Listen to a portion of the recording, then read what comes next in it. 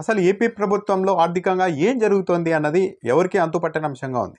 దాదాపు అమరావతి ఈ అప్పుల్ని పక్కన పెట్టినా కూడా దాదాపు 74,000 కోట్ల రూపాయలకు పైగానే రాష్ట్ర ప్రభుత్వం ఈ 6 నెలల కాలంలోనే అప్పులు తెచ్చేసింది. డిసెంబర్ నెలలో ఏకంగా 9,200 కోట్ల రూపాయలకు పైగా అప్పు తేవడంతో పాటు డిసెంబర్ పూర్తి ఆఖరిలో 5,000 కోట్ల రూపాయల అప్పు తెచ్చారు.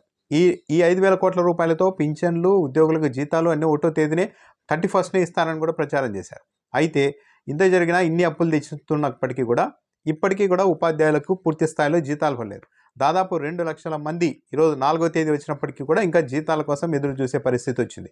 ఒక ఉపాధ్యాయుల్లో కాకుండా వివిధ శాఖల్లో కూడా ఇంకా జీతాలు పూర్తి స్థాయిలో పడలేదు అన్న వార్తలు వస్తున్నాయి. దీనిపైన ఉద్యోగ సంఘాలు కూడా ఆగ్రహం వ్యక్తం చేస్తున్నాయి. తెలుగుదేశం పార్టీ అధికారంలోకి వచ్చిన తర్వాత కేవలం తొలి నెలలో మాత్రమే 1వ తేదీ జీతాలు ఇచ్చారు. ఆ తర్వాత మెల్లమెల్లగా ఆలస్యం చేస్తూ వచ్చారు. లాస్ట్ మంత్ కూడా దాదాపు 6, 7వ తేదీ వరకు అయింది పూర్తి స్థాయిలో జీతాలు పడడానికి అని కూడా ఉద్యోగులు చెప్తున్నారు. దీనిపైన వైఎస్ఆర్ కాంగ్రెస్ పార్టీ కూడా ప్రశ్నిస్తోంది. అసలు ఎందుకు ప్రభుత్వం ఇన్ని వేల కోట్ల రూపాయల అప్పులు తెస్తూ ఉన్నప్పటికీ కూడా, ఎలాంటి సంక్షేమ పథకాలు ఇవ్వకపోయినప్పటికీ కూడా కనీసం జీతాన్ని కూడా ఎందుకు సకాలంలో చెల్లించడం లేదు, ఈ డబ్బులన్నీ ఎక్కడికి వెళ్తున్నాయన్న దానిపైన సమాధానం చెప్పాలని కూడా వైఎస్ఆర్ కాంగ్రెస్ పార్టీ నిలదీస్తోంది. జగన్మోహన్ రెడ్డి హయాంలో కూడా కొన్ని నెలల్లో ఆలస్యమైంది నిజమే. ఉద్యోగులకు సంబంధించి జీతాలు కొద్దిగా ఆలస్యమయ్యాయి. ఆ సమయంలో మొత్తం జగన్మోహన్ రెడ్డి కారణంగానే ఆర్థిక వ్యవస్థ ఇలా నాశనం అయిపోయింది, ఉద్యోగులకు జీతాలు ఇచ్చే పరిస్థితి కూడా లేకపోయింది అని తెలుగుదేశం పార్టీ ఆరోపించింది, మీడియా ఆరోపించింది. అయితే ఇప్పుడు అధికారంలోకి వచ్చిన 6 నెలల్లోనే రికార్డు స్థాయిలో అప్పులు తెస్తూ నెల జీతాలు మాత్రం ఇవ్వకపోవడం అన్నది పెద్ద చర్చనీయాంశం అవుతోంది. ఎక్కడికి వెళ్తున్నాయి ఈ డబ్బులు, ఎలా ఖర్చు పెడుతున్నారు అన్నది కూడా ఒక పెద్ద ఫజిల్గా మారింది.